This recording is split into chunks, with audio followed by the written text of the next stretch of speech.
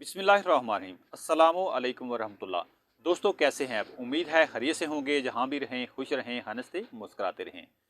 प्यारे दोस्तों, फार्मी स्ट्रॉबेरी खाना ज़्यादा बेहतर होता है या देसी स्ट्रॉबेरी ज़्यादा बेहतर होती है? कौन सी स्ट्रॉबेरी खाने का ज़्यादा फ़ायदा होता है और कौन सी स्ट्रॉबेरी खाने का कम फ़ायदा होता है? इसके अलावा फरवरी मार्च में जो स्ट्रॉबेरी आती है वो वाली ज़्यादा बेहतर होती है या फिर अप्रैल मई जून में जो स्ट्रॉबेरी आती है वो वाली ज़्यादा बेहतर होती है? इसके साथ साथ जो स्ट्रॉबेरी से एलर्जी होती है उसके बारे में भी आपको बताएंगे। इसके अलावा स्ट्रॉबेरी खाने से क्या नुकसान हो सकता है, इसके बारे में मैं आपको इसी वीडियो में बताने वाला हूँ। वीडियो शुरू करने से पहले आपसे गुजारिश है कि अगर आप चैनल पर नए हैं और अभी तक आपने हमारा चैनल सब्सक्राइब नहीं किया तो बराए मेहरबानी चैनल को सब्सक्राइब कर लीजिए ताकि हमारी आने वाली हर वीडियो का नोटिफिकेशन आपको मिल सके। वीडियो पसंद आने की सूरत में वीडियो को लाइक कीजिएगा ताकि हमारी हौसला अफजाई हो सके और वीडियो शेयर कीजिएगा ताकि आपके साथ साथ दूसरे लोग भी इस वीडियो से फ़ायदा उठा सकें। तो शुरू करते हैं आज की वीडियो। स्ट्रॉबेरी खाने से क्या नुकसान हो सकता है या कौन सी स्ट्रॉबेरी फार्मी या देसी कौन सी खानी चाहिए, कौन सी नहीं खानी चाहिए, इसके बारे में बात करने से पहले मैं आपको 3-4 फ़ायदे सिर्फ एक एक लाइन में बताने वाला हूं। अगर स्ट्रॉबेरी के फ़ायदे की बात करें तो स्ट्रॉबेरी खाने का सबसे पहला फ़ायदा हो सकता है दिल के जो मरीज़ होते हैं उनके लिए स्ट्रॉबेरी जो बहुत अच्छी होती है, अगर वो खाते हैं तो उनको स्ट्रॉबेरी बड़ा अच्छा फ़ायदा दे सकती है। 2016 के एक तज्ज़िये के मुताबिक जो स्ट्रॉबेरी है वो कैंसर से बचाव में मुफीद साबित होती है। इसमें ऐसे केमिकल पाए जाते हैं, ऐसे मुरक्बात पाए जाते हैं जो कैंसर से बचाव में मदद करते हैं। इसके अलावा 2016 के ही एक तज्ज़िये के मुताबिक स्ट्रॉबेरी जो है वो फालज के खतरात को कम करती है।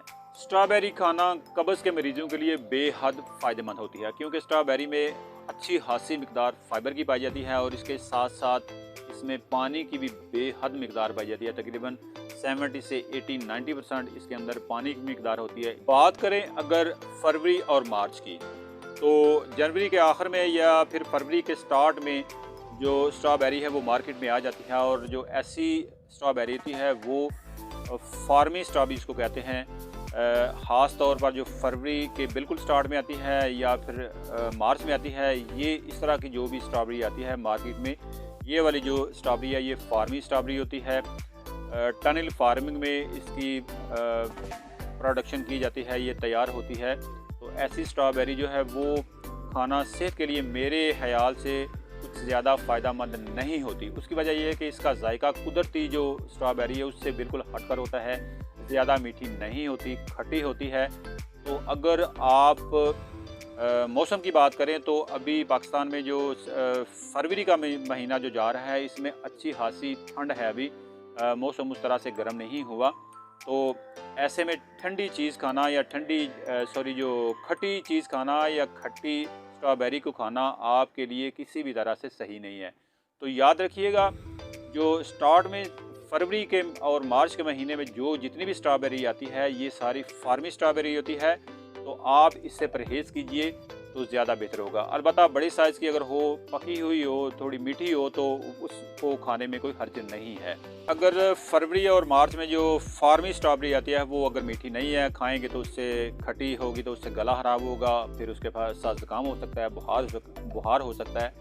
अप्रैल मई जून में आने वाली जो भी स्ट्रॉबेरी होती है वो तकरीबन फार्मी नहीं होती। फार्मी उसमें बहुत कम आती है, नेचुरली होती है, कुदरती होती है, यानी जिसको आप देसी कहते हैं। देसी आती है अप्रैल मई जून में।